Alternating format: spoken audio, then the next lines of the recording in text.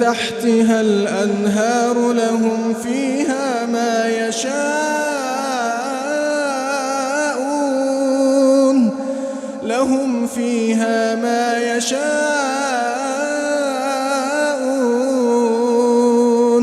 كذلك يجزي الله المتقين الذين تتوفاهم الملائكة طيبين يقولون سلام عليكم ادخلوا الجنة بما كنتم تعملون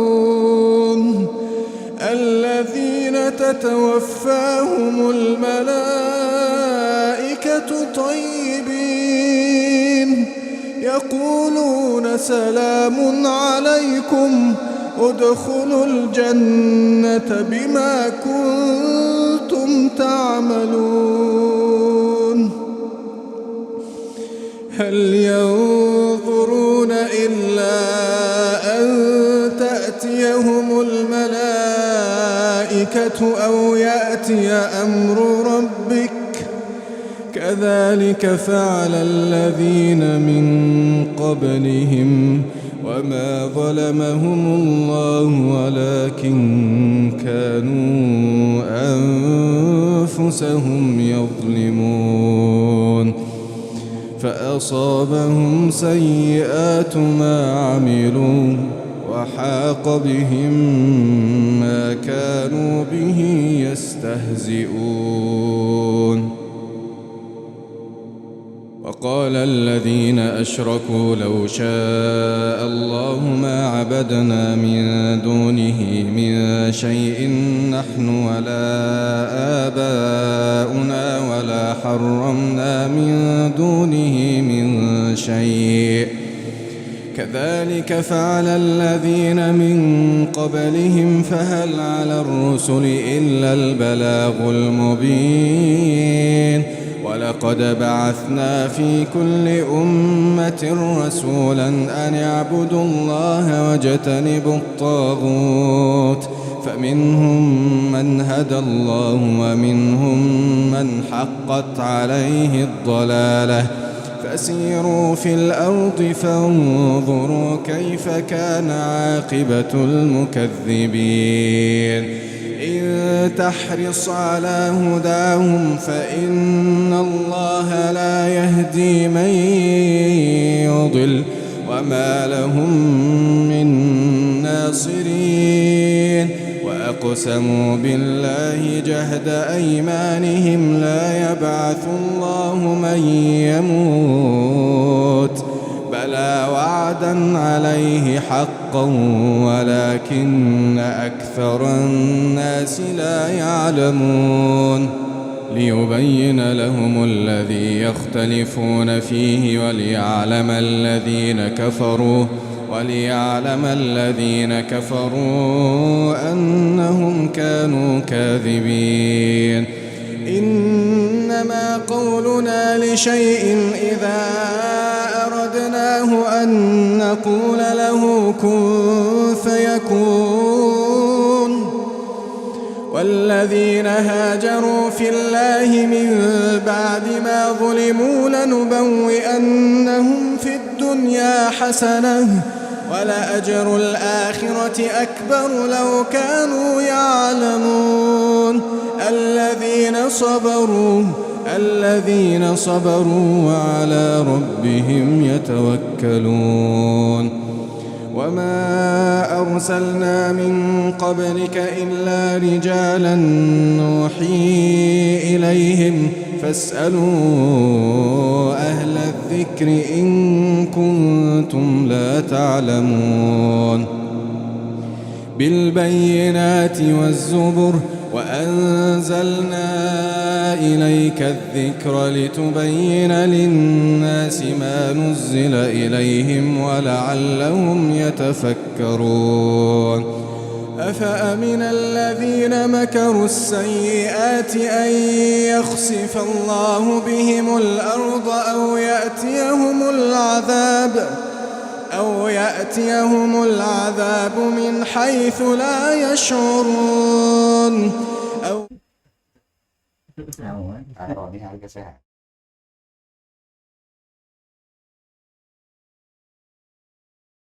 أتى أمر الله فلا تستعجلوه سبحانه وتعالى عما يشركون ينزل الملائكة بالروح من أمره على من يشاء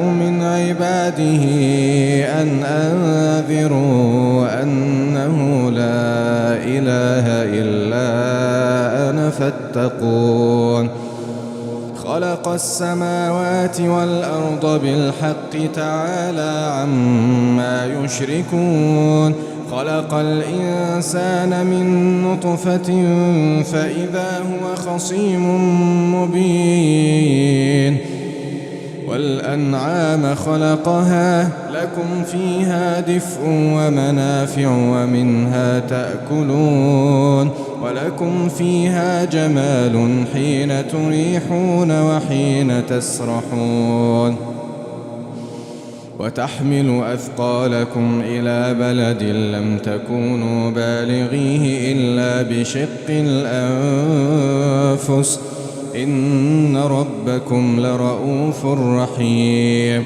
والخيل والبغال والحمير لتركبوها وزينة ويخلق ما لا تعلمون وعلى الله قصد السبيل ومنها جائر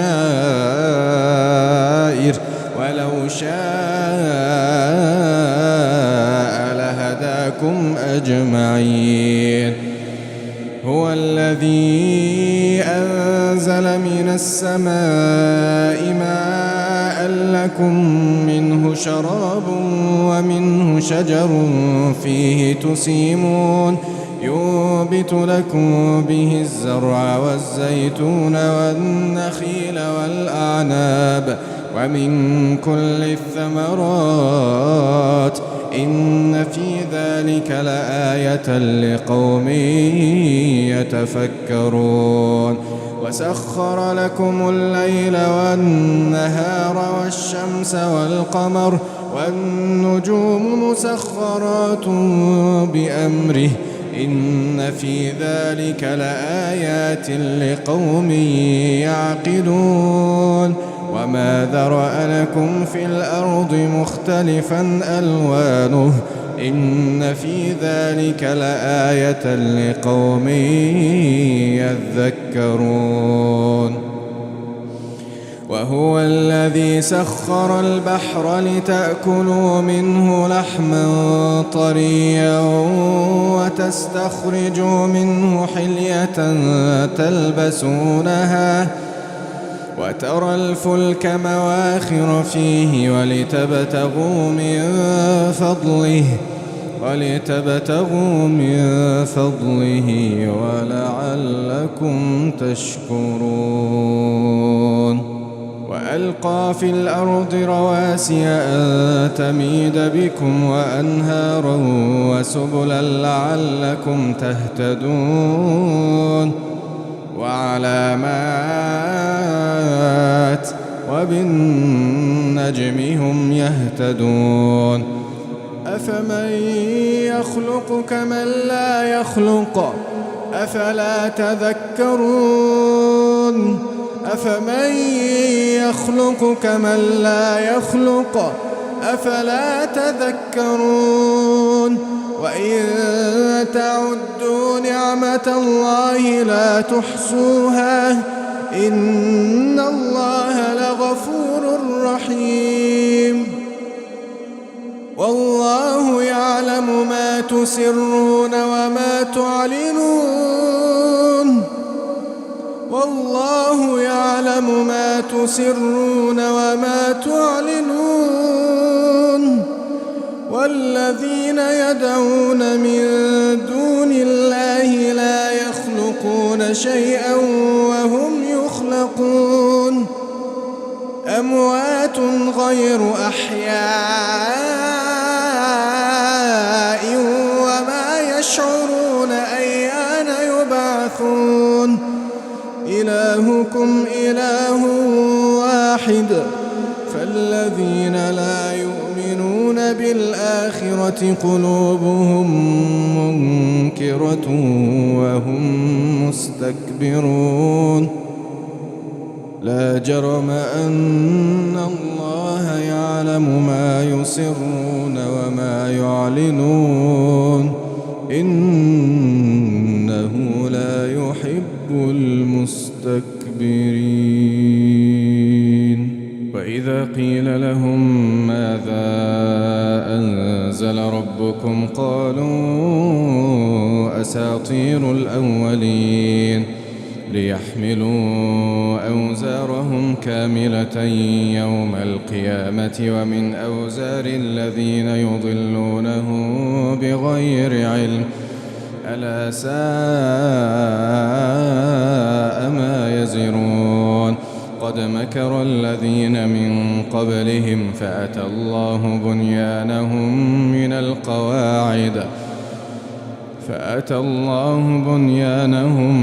من القواعد فخر عليهم السقف من فوقهم وأتاهم العذاب من حيث لا يشعرون ثم يوم القيامة يخزيهم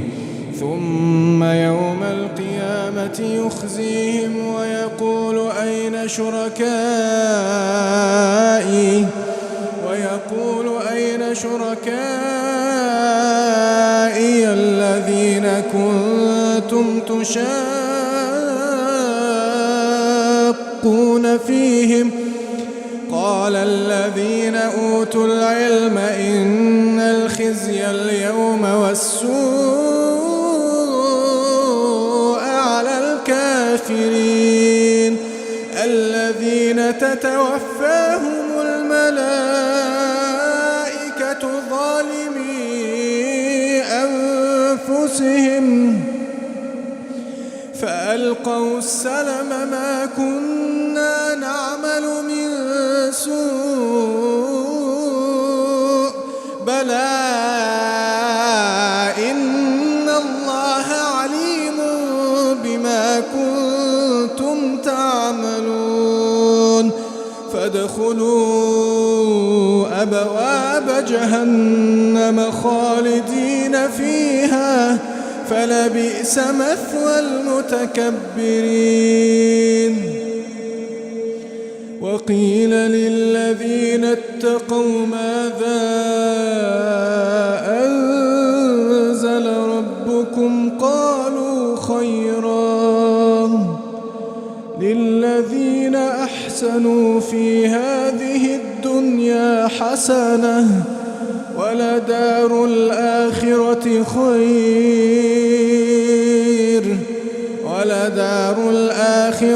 خير ولنعم دار المتقين جنات عدن يدخلونها تجري من تحتها الأنهار لهم فيها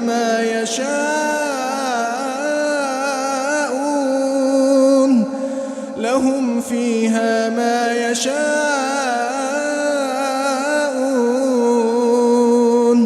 كذلك يجزي الله المتقين الذين تتوفاهم الملائكة طيبين يقولون سلام عليكم ادخلوا الجنة بما كنتم تعملون الذين تتوفاهم الملائكة طيبين يقولون سلام عليكم ادخلوا الجنة بما كنتم تعملون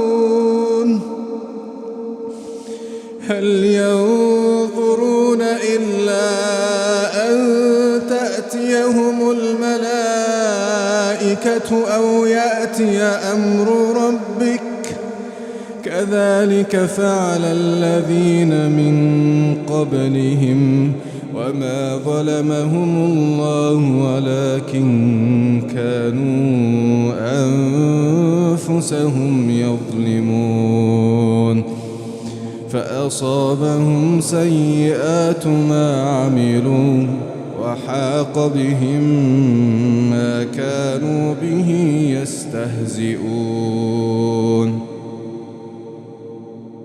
وقال الذين أشركوا لو شاء الله ما عبدنا من دونه من شيء نحن ولا آباؤنا ولا حرمنا من دونه من شيء كذلك فعل الذين من قبلهم فهل على الرسل إلا البلاغ المبين ولقد بعثنا في كل أمة رسولا أن اعبدوا الله واجتنبوا الطاغوت فمنهم من هدى الله ومنهم من حقت عليه الضلالة فسيروا في الأرض فانظروا كيف كان عاقبة المكذبين إن تحرص على هداهم فإن الله لا يهدي من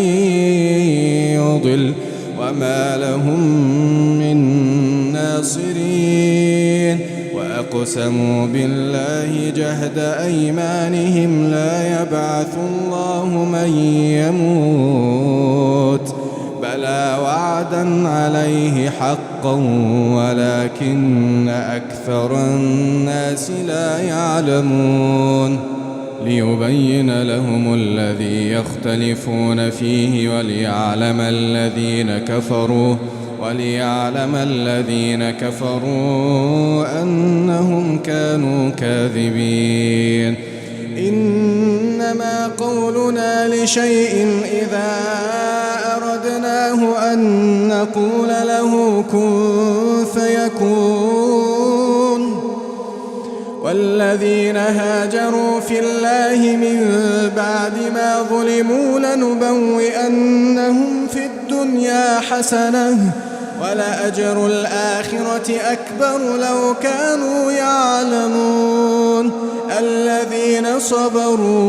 الذين صبروا وعلى ربهم يتوكلون وما أرسلنا من قبلك إلا رجالا نوحي إليهم فاسألوا أهل الذكر إن كنتم لا تعلمون بالبينات والزبر وأنزلنا إليك الذكر لتبين للناس ما نزل إليهم ولعلهم يتفكرون أفأمن الذين مكروا السيئات أن يخسف الله بهم الأرض أو يأتيهم العذاب من حيث لا يشعرون أو يأخذهم في تقلبهم فما هم بمعجزين أو يأخذهم على تخوف فإن ربكم لرؤوف رحيم أولم يروا إلى ما خلق الله من شيء يتفيأ ظلاله عن اليمين والشمائل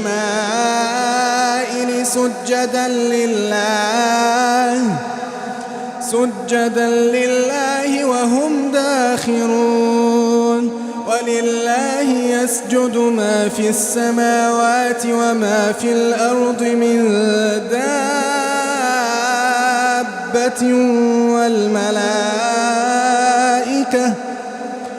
والملائكة وهم لا يستكبرون يخافون ربهم من فوقهم ويفعلون ما يؤمرون. وقال الله لا تتخذوا إلهين اثنين إنما هو إله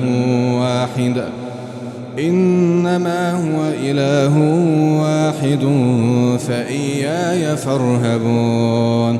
وله ما في السماوات والأرض وله الدين واصبا أفغير الله تتقون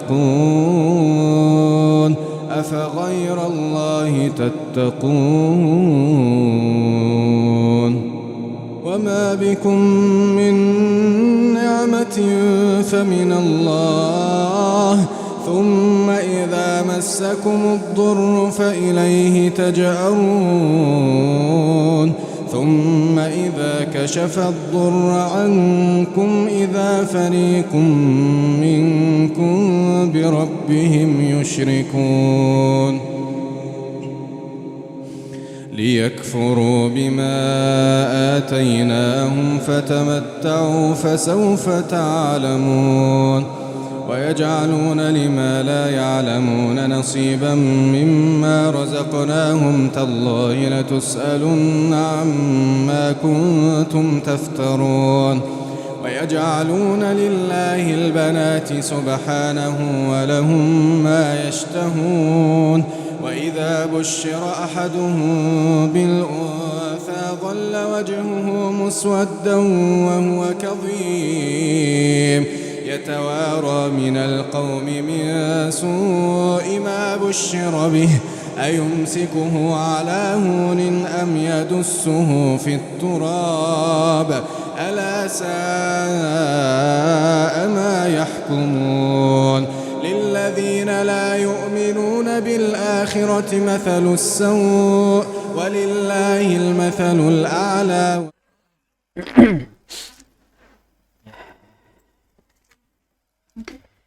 Bismillahirrahmanirrahim. Alhamdulillah wassalatu wassalam ala rasulillah wa ala alihi wa ashabihi wa man walah wa asyhadu an la ilaha illallah wahdahu la syarika lah wa asyhadu anna Muhammadan abduhu wa rasuluh sallallahu alaihi wa ala alihi wasallam.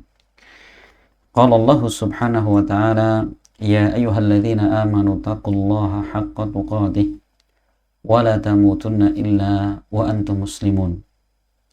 Ya ayyuhan nasu taqu rabbakumul ladzi khalaqakum min nafsin wahidah wa khalaqa minha zawjaha wa batha minhuma rijalan katsiran wa nisaa'a wattaqullaha alladzi tasaaluna bihi wal arham innallaha kana 'alaikum raqiba.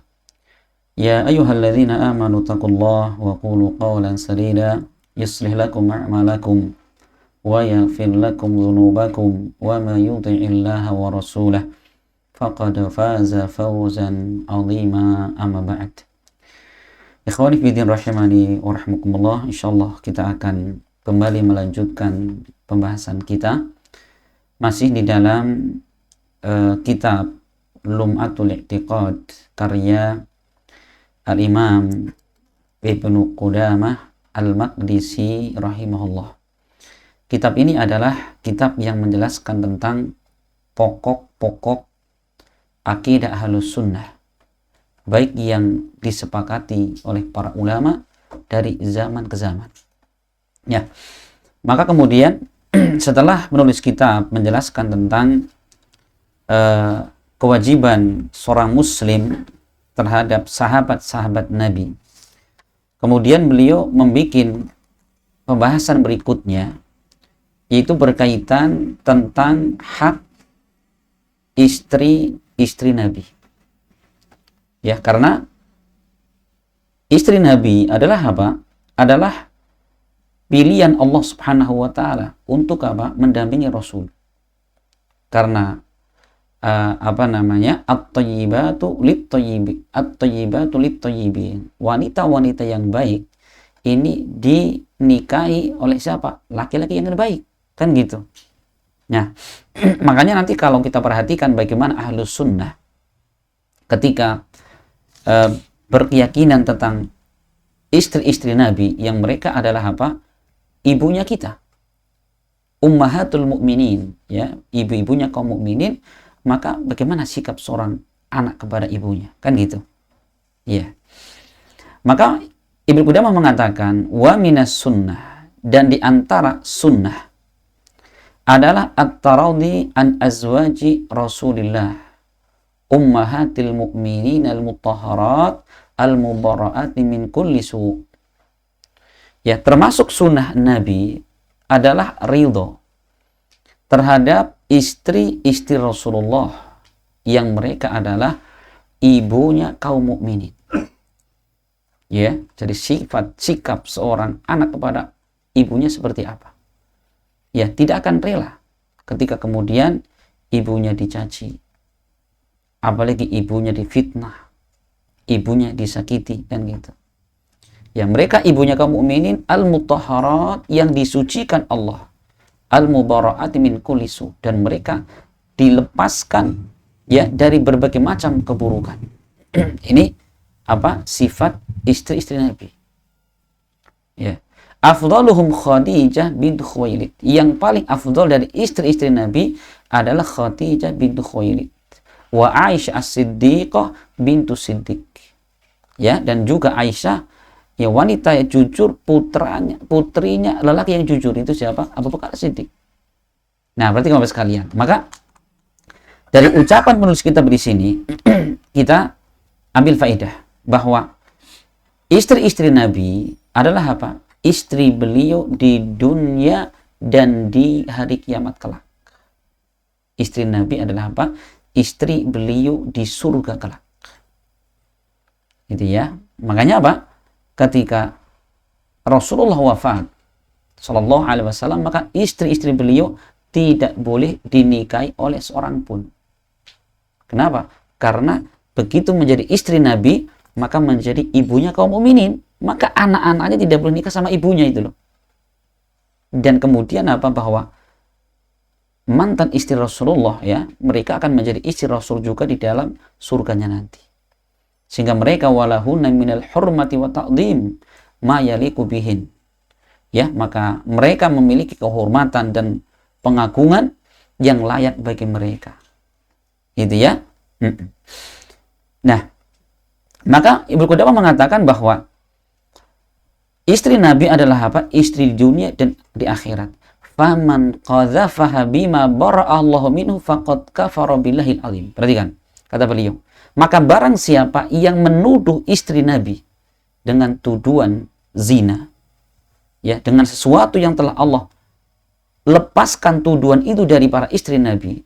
Perhatikan, kok tetap ada orang menuduh istri Nabi dengan perbuatan keji tadi? Apa kata beliau? Faqad kafara billahil azim. Dia telah kufur kepada Allah yang Maha Agung. Ya. Kenapa? Karena ada Bapak sekalian, dulu di zaman Rasulullah, yaitu Aisyah difitnah oleh siapa? Oleh 3 orang. Ya, 3 orang, 2 laki-laki, 1 perempuan. Perempuan itu namanya Hammah. Ya. Nah, apa nuduh istri Rasulullah berzina, naudzubillah. Maka Rasul sempat beliau terbawa, ya, suasana sampai beliau tidak mau berpisah dengan Aisyah berhari-hari. Ya, tapi apa? Allah Subhanahu wa taala turunkan Al-Qur'an. Yaitu terdapat di dalam surat An-Nur ayat 11. Allah mengatakan innal ladzina ja'u bil ifki usbatun minkum la tahsabuhu syarran lakum bal huwa khairul lakum. Sesungguhnya orang-orang yang mereka datang bil ifki, dengan membawa berita dusta tadi. Dia apa? Bikin kedustaan berita tentang apa? Nuduh Aisyah, naudzubillah. Apa kata Allah? Usbatun minkum, dia dari golongan kalian juga. Siapa? Orang yang aku muslim, gitu kan. Maka Allah mengatakan, la tahsabuhu syarran lakum. Jangan engkau mengira itu keburukan untuk kalian. Bal huwa khairul lakum. Bahkan itu adalah kebaikan untuk kalian. Coba perhatikan. Maka begitu Allah turunkan ayat ini betul-betul menenangkan Rasulullah, bahwa berarti istri beliau wanita yang jujur, wanita yang suci. Sehingga apa? Begitu Rasul mendapatkan wahyu ini, beliau langsung naik mimbar. Kemudian berpidato di tengah kaum muslimin bahwa Allah telah menurunkan ayat ini. Kemudian setelah itu Rasul memerintahkan 3 orang yang menuduh istri Rasul dengan dengan hukuman cambuk, masing-masing mereka 80 kali cambukan. Dicambuk mereka tanpa ampun. Coba ya, istri Rasulullah, siapa yang kemudian tidak tidak cemburu? Ibunya sendiri dituduh dengan tuduhan yang sangat keji. Ini perhatikan. Maka seorang mukmin gitu tidak boleh untuk untuk berprasangka buruk kepada istri-istri Nabi. Makanya perhatikan. Coba kita lihat, siapa orang yang sampai sekarang lisannya kotor terhadap istri-istri Nabi? Itu orang-orang Syiah. Ya. Yang Allah sudah turunkan ayat mensucikan Aisyah, mereka masih terus menggubur-guburkan seperti itu. Padahal Rasul pernah mengatakan, man ayyara akhahu bidzanbin, barang siapa yang dia mencaci saudaranya dengan suatu dosa, yang dia lakukan dicaci maki, dijelek-jelekan, maka tidak akan dia mati kecuali telah melakukan dosa yang sama. Itu bagi orang yang dituduh betul-betul melakukannya. Itu saja kata Rasul, tidaklah dia akan mati kecuali melakukan dosa yang sama. Sekarang bagaimana ketika yang dituduhkan tidak ada pada yang dituduh? Kan gitu. Makanya wanita yang paling rendah, yang paling hina di atas muka bumi ini adalah siapa? Wanita Syiah. Mereka lebih rendah, hina daripada pelacur jalanan. Kenapa? Mereka menjual dirinya mengatasnamakan agama. Coba ya, ini sebagai balasan dari Allah Subhanahu wa taala terhadap keburukan keyakinan yang ada pada diri mereka. Nah, maka Bapak sekalian, istri-istri Nabi yang beliau wafat, ya, ini wafat dan masih ada istrinya, atau yang berpisah dengan Nabi dengan karena kematian, baik Rasul mati duluan atau di belakangan, itu berjumlah 11. Loh Ustaz, kok Rasulullah istrinya lebih daripada lebih dari 4? Nah, itu namanya khususiyah, kekhususan Nabi. Kenapa? Dalilnya mana? Bahwa itu khusus bagi Nabi. Karena dulu datang kepada Rasulullah ada seorang masuk Islam. Dia mengatakan, Rasul, saya memiliki istri 5. Apa kata Rasul? Pilih kamu dari istrimu 4 saja, kemudian ceraikan yang 1. Berarti kan Rasul tidak membolehkan umatnya nikah lebih daripada 4. Ini menunjukkan bahwa nikah lebih dari 4 adalah kekhususan Nabi. Ya, kekhususan Nabi. Siapa istri beliau? Yang pertama adalah Khadijah bintu Khuwailid. Siapa namanya? Khadijah bintu Khuwailid. Semua putra Rasul kecuali Ibrahim adalah dari Khadijah. Makanya Khadijah itu adalah wanita yang sangat melekat pada hati Rasul. Wanita yang paling melekat pada hati Rasul. Karena tadi Khadijah itu cinta pertamanya Rasul gitu ya. Cinta pertama memang luar biasa gitu ya. Masya Allah. Ini Khadijah. Yang kita tahu Bapak sekalian bahwa Khadijah ini ya dinikahi Rasul itu dalam keadaan janda. Ya. Janda 2 kali lagi. Jadi dulu Khadijah itu pernah menikah dengan seorang yang pertama namanya Atik ibn Abid. Kemudian nikah lagi dengan Abu Hala At-Tamimi. Gitu ya. Yang kita ingat bahwa ketika Rasul menikahi Khadijah, Khadijah berumur berapa? 40 tahun. Sedangkan Rasulullah berumur berapa? 25 tahun. Ustaz, berarti kalau nikah sama janda itu sunnah? Bukan. Gitu ya. Gitu, bukan ya. Nah itu. Jadi kalau kita kembali kepada kisah, Masya Allah, ini memang Khadijah itu luar biasa. Ya, ketika itu Khadijah mendengar berita tentang baiknya akhlak Rasulullah. Itu tersebar di mana-mana, jujurnya, baiknya orangnya gitu.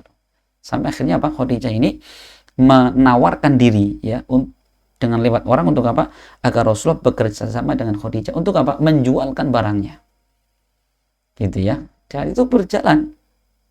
Ya, berdagang, membawa dagangannya Khadijah kemana? ke negeri Syam. Begitu pulang, subhanallah, mendapatkan keuntungan yang belum pernah didapatkan sebelumnya. Berangkat lagi sama seperti itu. Ya, kemudian budak yang diutus bersama Rasul bercerita tentang bagaimana di perjalanan ketika jual beli, bagaimana jujurnya, baiknya, akhlaknya gitu. Akhirnya apa? Khadijah kesengsem. Kemudian apa?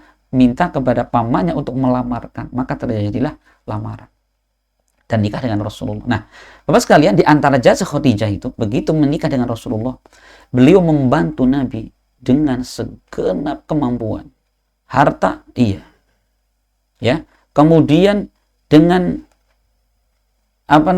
dengan kedekatan beliau, iya. Bahkan dalam kejadian di awal kali Rasul mendapatkan wahyu di Gua Hira, kan beliau ketakutan. Karena Jibril datang dengan apa? Mendekat beliau. Ya, suruh membaca, dan Rasul mengatakan, "Ma'ana biqari", saya nggak bisa baca. Sampai 3 kali akhirnya Jibril mengatakan, "Iqra bismi rabbikal ladzi khalaq", sampai ayat kelima itu. Kemudian Rasul pulang ketakutan. Begitu sampai rumah, "Zammiluni, zammiluni", tolong selimuti saya gitu. Maka Khadijah bertanya, "Ada apa?" gitu. Begitu tenang, "Ada apa?" "Saya gini-gini, ketakutan, saya khawatir terhadap diriku sendiri. Ya, bahaya ini." Apa kata Khadijah? Perhatikan. Ketika menenangkan sang suami, "Ya Rasul, suamiku, bahwa engkau adalah orang yang senantiasa menyambung tali silaturahim, senantiasa membantu orang yang kekurangan, perhatian dengan orang-orang lemah. Maka tidak mungkin Allah menyia-nyiakan engkau." Insya Allah, perhatikan. Ini membesarkan hatinya. Itulah fungsi istri, ya. Allah ketika menyebutkan istri itu seperti apa? "Hunna libasun lakum wa antum libasun lahun." Istri kalian adalah pakaian untuk kalian, kalian pakaian untuk istri kalian. Coba, Allah menamakan suami istri dengan pakaian. Karena sekarang kita cermati, apa fungsi pakaian? 1, menutup aurat, kan gitu. Ya kan itu, makanya seharusnya suami istri itu saling menutupi aib dan kekurangan. Kekurangan suami ditutupi, kekurangan istri ditutupi. Jangan malah curhat. Di mana curhatnya? Media sosial. Oh, niat. Itu ya, insya Allah. Itu yang pertama. Fungsi yang kedua, pakaian untuk apa? Menghangatkan ketika dingin, ya kan Pak? Ya kan? Makanya ketika dingin pakai pakaian biar hangat. Itulah istri. Ketika suami sedang malas beribadah, malas beramal kebaikan, fungsi istri manasi, "Pak, ini waktunya korban, Pak. Korban sekarang ini. Tapi banyak kebutuhan, sudah gampang. Tahun depan kebutuhan lagi. Sekarang korban dulu." Nangetin. Ketika suami panas, mendinginkan. Suami marah, nah, fungsi istri itu mendinginkan. Ataupun sebaliknya. Masya Allah, ini Khadijah betul-betul membantu Nabi dalam berdakwah dari sisi itunya. Harta iya, dari kemudian kedekatan gitu ya, dengan pikirannya pun luar biasa. Ini istri Rasul yang pertama. Nah, Rasulullah menikah dengan Khadijah sampai Khadijah meninggal. Jadi Khadijah belum pernah dimadu oleh Rasulullah, gitu ya. Makanya kadang-kadang perempuan gitu dalilnya, seperti Khadijah sajalah, biar nggak dimadu gitu ya. Dalil gitu ya. Ini yang pertama, istri Rasul pertama. Yang kedua adalah siapa? Adalah Aisyah bintu Abi Bakar As-Siddiq. Ya, Rasulullah sebelum menikah dengan Aisyah, itu apa? Itu sudah diperlihatkan Allah di dalam mimpi. Perhatikan ya. Jadi, sebelum menikah dengan Rasulullah, itu apa? Sudah diperlihatkan di dalam mimpi. Sebagaimana Rasul menyebutkan dalam hadis Bukhari Muslim. Beliau mengatakan, "Uri tuki fil manam marrataini. Ara annaki fi saraqatin min harir." Kata beliau, "Aku diperlihatkan kamu di dalam mimpiku sebanyak 2 kali. Aku melihat bahwa engkau itu sedang berada di belakang tabir dari sutra." Ya, kemudian wa yaqulu hadi imra'atu. Tiba-tiba begitu disingkap tabir itu, dikatakan ini adalah istrimu. Itu ya. Jadi dikatakan ini istrimu. Begitu dibuka ternyata apa? Fa idza hiya anti. Ternyata di situ muncul kamu, wahai Aisyah. Ya. Masya Allah. Maka Rasulullah fa'aqulu inna iyyaku hada min indillahi yumdi. Jika ini datang dari Allah, maka pasti akan terjadi. Perhatikan. Jadi, sebelum nikah dengan Aisyah, apa Rasulullah itu melihat Aisyah dalam mimpinya berapa? 2 kali. Karena mimpi Nabi itu wahyu. Perhatikan, ru'yal anbiya'i wahyun. Tapi kalau kita ya bukan ya, kita mimpi ketemu dengan perempuan, istriku. Wah, semua orang dimimpikan nanti ya. Gitu. Masya Allah ya. Kemudian Aisyah adalah apa? Istri Nabi yang paling dicintai. Maka Rasul pernah ditanya oleh sahabat yang bernama Amr bin As, ya Rasulullah, ayyun nasi ahabbu ilaiya Rasul? Siapa manusia yang paling kau cintai? Rasul mengatakan Aisyah. Kemudian kata Amr bin As, wa minar rijal, siapa dari kalangan laki-laki? Beliau mengatakan abuha, bapaknya. Siapa itu? Abu Bakar As-Siddiq. Kemudian aku bertanya lagi, tsumman, kemudian siapa? Kemudian beliau mengatakan Umar bin Khattab. Umar bin Khattab. Masya Allah. Ini Rasul menyebutkan 3 manusia yang paling beliau cintai. Siapa pertama? Aisyah, istri beliau. Yang kedua, bapaknya, mertua Rasulullah. Dan yang ketiga adalah Umar bin Khattab radhiyallahu anhu.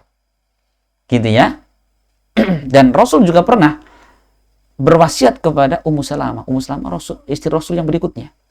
Rasul pernah mengatakan, ya Ummu Salamah, la tu'zini fi Aisyah. Wahai Ummu Salamah, kamu jangan menyakiti aku dengan cara kamu menyakiti Aisyah. Fa innahu wallahi ma nazala alayya al-wahyu wa ana fi lihafi imra'atin min kunna ghairiha. Kata Rasul, karena demi Allah, tidak pernah turun wahyu kepadaku sedangkan aku sedang berada di bawah selimut dengannya, kecuali dengan Aisyah. Pernah turun ayat sedangkan apa? Rasul dengan Aisyah dalam satu selimut. Hadis riwayat Bukhari. Itu diantara apa? Keutamaan Aisyah. Gitu ya. Makanya nggak mungkin lah wanita yang paling dicintai Rasul kemudian dituduh dengan seperti itu. Terlalu keji mereka itu. Ini istri Rasul yang kedua, Aisyah. Kemudian yang ketiga adalah Saudah bintu Zam'ah al-Amiriyah. Saudah. Ya, jadi Saudah ini dinikahi Rasul Shallallahu Alaihi Wasallam kapan? Ketika Khadijah meninggal. Gitu ya. Nah, ini Saudah, Masya Allah Bapak sekalian. Ini termasuk wanita yang luar biasa. Di masa tuanya Saudah ini, Saudah merasa bahwa Rasulullah SAW seperti mau menceraikan Saudah. Akhirnya bagaimana? Subhanallah. Saudah merelakan giliran beliau didatangi Nabi, kemudian dihadiahkan kepada Aisyah. Beliau rela tidak mendapatkan giliran tidur bersama Nabi, ya, dan dihadiahkan kepada Aisyah karena Saudah tahu Rasul sangat cinta dengan Aisyah. Yang penting apa? Ikatan pernikahan masih ada dengan Rasulullah. Karena tadi kalau sampai meninggal masih menjadi status istri Rasulullah, surga tempatnya, kan gitu. Makanya subhanallah, ini wanita solehah seperti ini ya, yang di dalam pikirannya bukan bersuami itu menguasai suami dari ujung rambut sampai ujung kaki, tidak. Gitu ya. Tapi apa, bagaimana bahwa menjadi istri seorang soleh seperti Rasul luar biasa. Itu siapa tadi? Saudah, istri yang ketiga. Kemudian istri yang keempat adalah Hafsah bintu Umar bin Khattab. Itu tadi siapa? Hafsah bin Umar bin Khattab. Ya, itu pun apa? Dinikahi Rasulullah dalam keadaan janda. Tadi Saudah juga sudah janda. Itu ya, janda. Kemudian Hafsah binti Umar juga apa? Janda. Yaitu beliau dulu mantan istrinya Khunais ibn Khuzafah, yang beliau terbunuh di perang Uhud. Begitu selesai masa iddah dinikahi Nabi. Gitu. Kemudian istri yang kelima adalah Zainab bintu Khuzaimah al-Hilaliyah. Dijuluki dengan apa? Ummul Masakin, ibunya orang-orang miskin. Kenapa? Saking seringnya beliau memberi santunan kepada orang miskin. Coba julukan para sahabat bahwa Zainab bintu Khuzaimah dengan apa? Dengan ibunya orang-orang miskin. Saking apa? Seringnya memberi santunan kepada orang-orang miskin. Masya Allah dia. Kemudian yang keenam adalah Ummu Salamah. Namanya Hindun bintu Abi Umayyah Al-Makhzumiyah. Nah, Ummu Salamah ini dinikahi Nabi juga apa? Dalam keadaan janda. Janda siapa?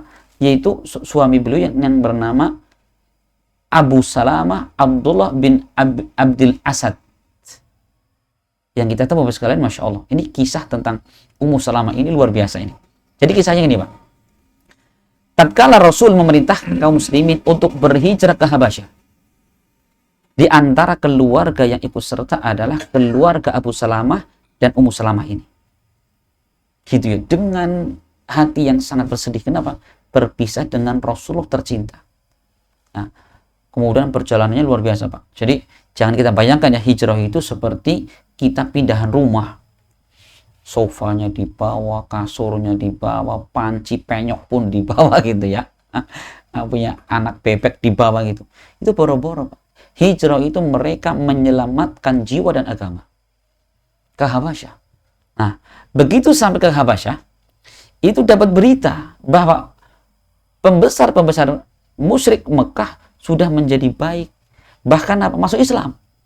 Padahal apa? Keliru, Pak. Jadi gini, Pak. Kenapa kok kemudian tersebar berita orang musyrik masuk Islam, sujud? Jadi gini. Ketika itu Rasulullah sedang apa? Sedang sholat di Ka'bah. Kemudian beliau membaca Al-Quran. Terus, kemudian apa? Didengarkan oleh orang musyrik. Itu mereka dengerin terus. Bagus banget gitu ya. Sampai pada ayat terakhir. Wasjud waqtarib. Wasjudu lillahi wa'budu. Maka sujudlah kalian kepada Allah dan ibadahlah kepadanya. Tanpa sadar mereka tiba-tiba sujud mereka itu, Pak. Jadi nggak sengaja itu. Nah, berita itu tersebar, kembang-kembang musyrik masuk Islam gitu. Ternyata berita itu sampai terdengar ke Habasyah. Langsung buru-buru Abu Salamah dan Ummu Salamah pulang ke Mekah. Kenapa? Ini sudah baik keadaannya. Ternyata begitu sampai ke Mekah, keadaannya justru berbalik. Nggak ada orang musyrik yang masuk Islam tadi, bahkan yang ada semakin keras permusuhan mereka dan kaum muslimin. Nah, di situ akhirnya apa? Rasul memerintahkan kaum muslimin hijrah kembali. Kemana? Ke Madinah. Nah, di sini Ummu Salamah ketika hijrah ke Madinah, di tengah jalan, beliau bertiga ya, Abu Salamah, istrinya dan satu putranya. Ketika di tengah jalan, itu dihadang oleh apa? Oleh kabilah siapa? Ummu Salamah. Jadi dihadang di tengah jalan rombongan orang. Ya namanya lelaki kuat, tapi dikeroyok banyak orang ya kalahan gitu. Alasan mereka apa? Enak saja kamu ya. Ini istri kamu ini Ummu Salamah Hindun ini ada orang kabilah kami. Kenapa dibawa keluar? Ya dia membela diri. Akhirnya apa? Dihantami, belum pingsan. Begitu dia sadar, anak dan istrinya sudah tidak ada. Kemana tadi? Dibawa ke kabilah istrinya. Sudah akhirnya Abu Salamah dengan sangat bersedih tetap lanjutkan perjalanan menuju Madinah. Kemudian berita itu terdengar oleh kabilah Abu Salamah. Nggak terima ini, masa ini kan anak kabilah kami kan, nasab kembali ke bapaknya kan. Akhirnya apa? Dipaksa diambil. Maka berpisah, bapaknya di Madinah, kemudian ibunya di kampung sendiri, dan anak laki-lakinya ikut bersama kabilah suaminya. Maka Ummu Salamah setiap hari beliau menangis. Begitu waktu pagi datang, beliau langsung lari menuju ke ke bukit. Nyari kabar bagaimana anaknya, bagaimana suaminya, setiap hari sambil menangis. Begitu hari sudah panas, nggak kuat, dia pulang. Besok hari terus terjadi berbulan-bulan sampai setahunan. Lama waktunya. Maka orang-orang ada yang kasihan. Ini kasihan sekali ya wanita seperti ini ya. Setiap hari menangis. Ya, setiap hari menangis. Kemudian akhirnya mereka sudahlah, bagaimana ini wanita ditemukan sama anaknya saja gitu. Itu udah lama waktunya. Akhirnya ditemukan. Begitu ditemukan masih kelihatan kesedihan gitu ya. Akhirnya apa? Kemudian ada orang baik lagi, sudahlah. Ini wanita ini dan anaknya udah diantar ke Madinah. Akhirnya bertemulah dengan suami tercintanya. Masya Allah. Luar biasa ya sejarahnya ya. Kemudian apa? Begitu sampai ke Madinah, tidak lama kemudian Rasulullah SAW memerintahkan kaum muslimin untuk berperang. Abu Salamah termasuk di dalamnya. Ikut berperang. qadarullah dalam peperangan itu beliau terluka dengan luka yang sangat parah, tapi masih diselamatkan bisa. Kemudian dibawa pulang. Ya, dalam satu peperangan dibawa pulang. Bertambah hari itu apa? Ini penyakitnya atau lukanya bertambah, melebar karena membusuk. Dan qadarullah kemudian meninggal. Masya Allah. Maka Ummu Salamah betul-betul itu adalah pukulan yang sangat menyedihkan gitu ya. Rasulullah saat itu apa? Beliau takziah dan mengajarkan kepada Ummu Salamah tentang doa orang tertimpa musibah. Kenapa? Rasul mengatakan, ya Ummu Salamah, ucapkan yang baik. Kenapa? Karena malaikat saat ini akan mengamini segala yang diucapkan oleh yang tertimpa musibah. Hati-hati Pak ya. Jadi kalau tertimpa musibah, hati-hati. Kalau kita, aduh, istriku mati, saya jadi janda duda selama-lamanya. Malaikat, amin. Ya Allah, suami saya mati, saya kelaparan. Malaikat, amin. Gitu Pak ya. Hati-hati. Maka Rasul mengajarkan doa. Gimana doanya? Inna lillahi wa inna ilaihi raji'un. Allahumma ajurni fi musibati wa akhlub li khairan minha. Ya Allah, sesungguhnya kami milik Engkau dan kami akan kembali kepada Engkau. Ya Allah, berikan pahala di balik musibah ini dan gantikan lebih baik. Ummu Salamah, beliau hanya membaca doa separuh. Hanya mengatakan setelah innalillah, mengatakan ya Allah berikan pahala di balik musibah. Enggak mengatakan ganti lebih baik. Kenapa? Bagi beliau tidak ada orang lebih baik dari Abu Salamah. Wah, Masya Allah ya. Kenapa? Memang suaminya baik sekali. Orangnya pengertian, orangnya lemah lembut, ahli ibadah, terus menjaga agama keluarganya gitu. Makanya pas seakan-akan di dunia nggak ada orang lebih baik dari Abu Salamah. Sampai Rasulullah, Ummu Salamah ucapkan doa itu. Geleng-geleng beliau. Akhirnya Rasulullah ulang terus, akhirnya Ummu Salamah mengatakan, ya Allah gantikannya lebih baik. Sudah berlalu. Begitu selesai masa iddah, Umar bin Khattab radhiyallahu anhu datang untuk melamar Ummu Salamah. Tapi apa? Ditolak. Kamu tidak sebaik Abu Salamah. Ini Masya Allah. Dengar seperti itu, Abu Bakar Siddiq pun ikut, pengen jadi pahlawan. Ngelamar. Tolak juga Pak. Subhanallah. Kemudian apa? Rasulullah melamar. Kemudian ditolak. Nggak mungkin. Akhirnya apa? Kemudian dinikahi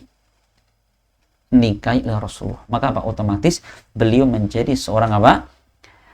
Ummahatul Mukminin. Ini Ummu Salamah. Itu kisahnya, Masya Allah ya. Rasulullah menikahi Ummu Salamah. Maka menjadi wanita-wanita ibunya kaum mukminin. Itu Ummu Salamah. Istri Nabi yang ke-6. Ya. Iya. Kemudian istri yang ke-7 adalah Zainab bintu Jahsy Al-Asadiyah. Ya. Beliau ini dinikahkan dengan Rasulullah. Siapa menikahkan? Allah langsung. Sebagaimana Allah berfirman di dalam surat Al-Ahzab ayat 37. Allah mengatakan, "Falamma qala Zaidun minha wataran zawwajnakaha." Allah mengatakan, maka tatkala Zaid, yaitu siapa? Zaid bin Harithah, itu suaminya siapa tadi? Zainab bintu Jahsy. Jadi begitu Zaid bin Harithah, kata Allah, ya, falamma qada Zaidun minha. Ini perhatikan, ini di Al-Qur'an ada penyebutan nama Zaid ya. Siapa namanya? Zaid bin Harithah.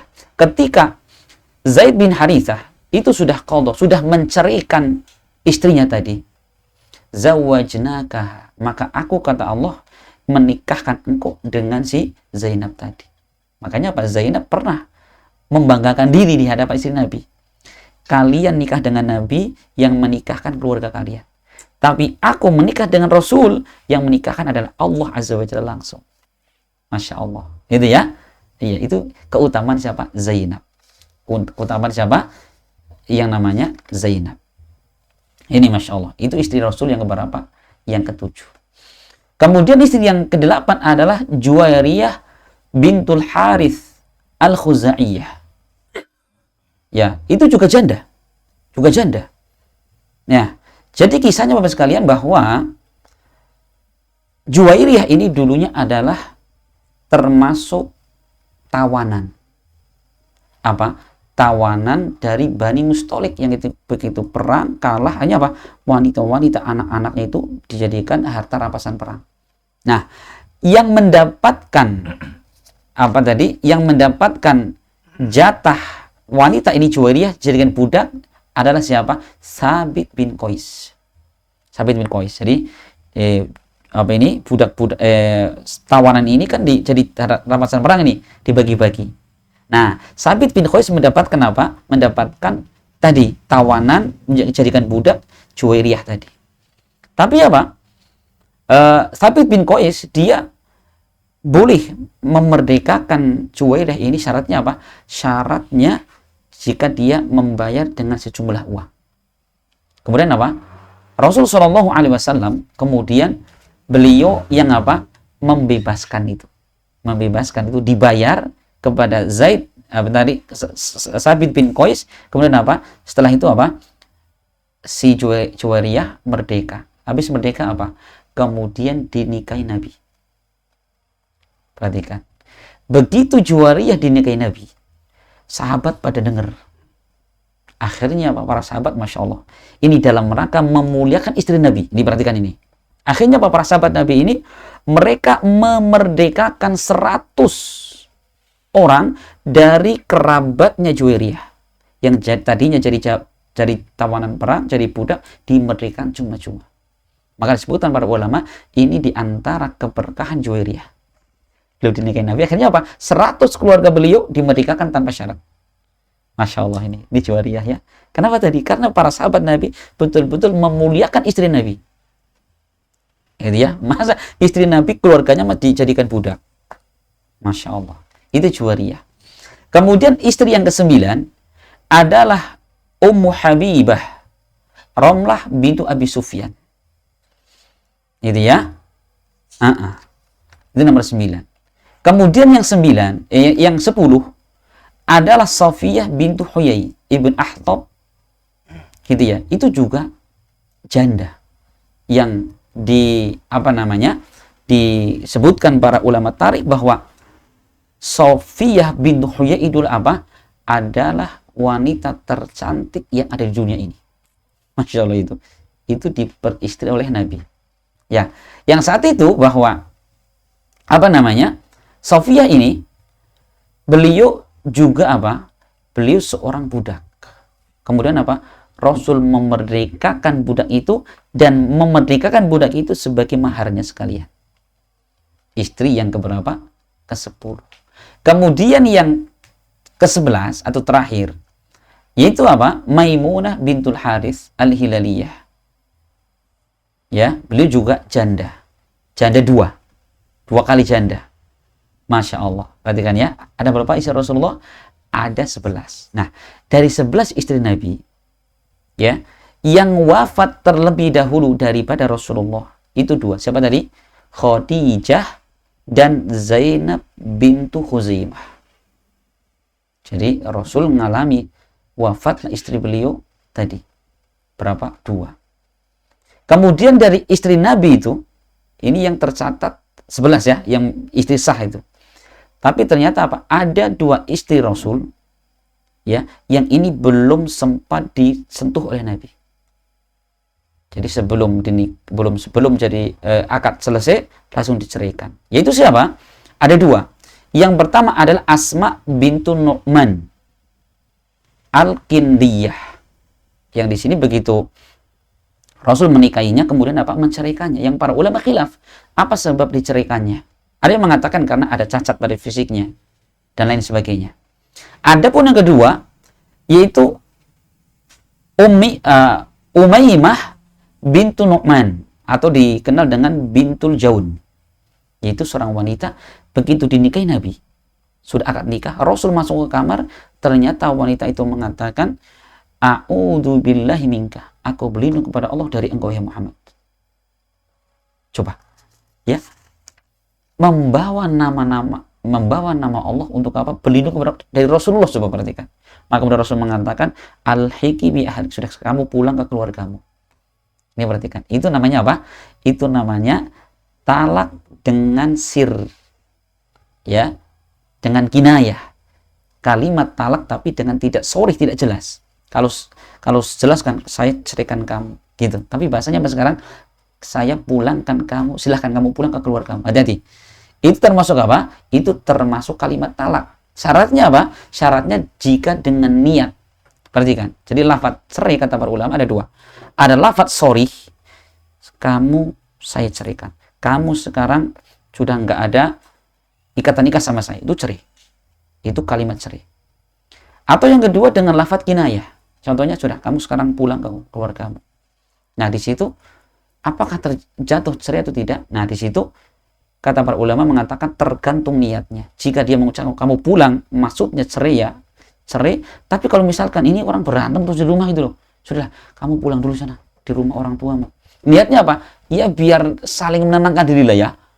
Dia suaminya nenangkan diri, sanankan diri, baru satu malam udah kangen-kangenan WA. Bu, sehat bu. Kok sudah ngantuk gitu ya. Nah, gitu. Itu maka tidak mencerai, tidak jatuh cerai. Gitu ya. Iya, Masya Allah sekalian. Itu istri Nabi. Kemudian kata beliau, wa afdalu zaujatin Nabi Khadijah wa Aisyah.